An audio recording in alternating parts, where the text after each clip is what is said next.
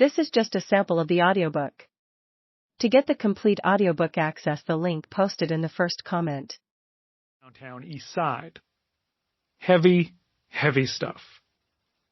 The fact that many survivors could still find a way to laugh or joke was nothing short of remarkable. 10 years ago, I left British Columbia for California. I moved from a place with a fair amount of Native representation on television to a place where it is essentially absent.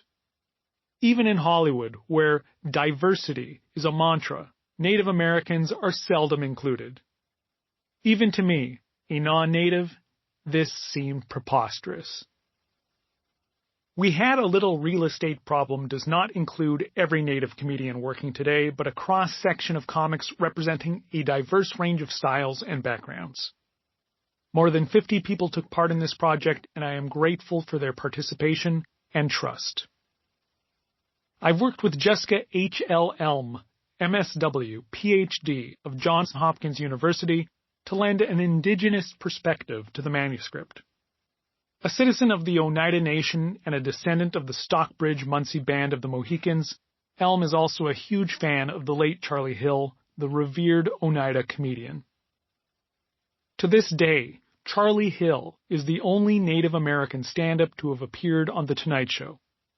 But as the scene profiled in this book makes clear, it's only a matter of time until that changes.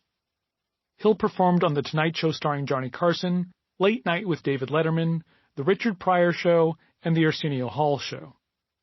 Telling jokes from a Native point of view, he inspired a whole wave of young Indigenous kids to enter the stand-up realm.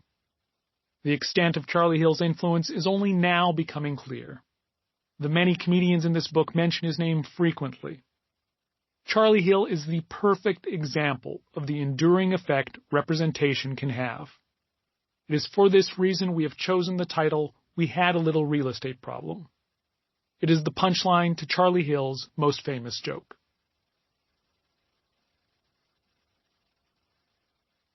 Johnny Roberts drives 5 hours to every gig and 5 hours back.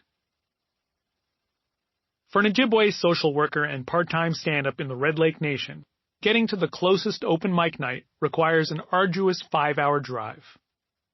Johnny Roberts says goodbye to his wife, 2 children, and 8 foster kids before departing on this exhausting routine. Roberts is driving to Minneapolis to do a show for an audience that might not even show up. It's a long drive there and a long drive back, a total of 10 hours. But it's the only way for this reservation comic to get himself some stage time. After having logged several 100,000 miles driving vast distances from gig to gig, his 2004 Chevy Silverado has stopped working. Roberts thinks the transmission is probably dead. He borrows his wife's black Dodge Nitro this afternoon and heads in the direction of Highway 89. It's pretty much farmland all the way until St. Cloud, Minnesota, says Roberts. There are a few malls and gas stations, but mostly it's a lot of nothing. As he drives past the water tower with the Red Lake Nation insignia, he stops at the Red Lake Trading Post to fill up the tank. It'll cost $120 to get him to the gig and back. A gig that pays $0 and will last 7 minutes. Red Lake encompasses 800,000 acres of mostly flat landscape. Roberts grew up here, obsessively recording stand-up comedians off of television, hoarding VHS tapes of the 1980s comedy boom. Commuting is his only option. He has few neighbors who share his passion. They've tried comedy shows at the casino here, he says, but it's hard to get people to come out. There's not much interest for comedy shows in this area and not much opportunity for stage time. So I take the 260-mile trip for the experience. There is resilience in Red Lake, yet the reservation reels from intergenerational trauma in the form of addiction and suicide.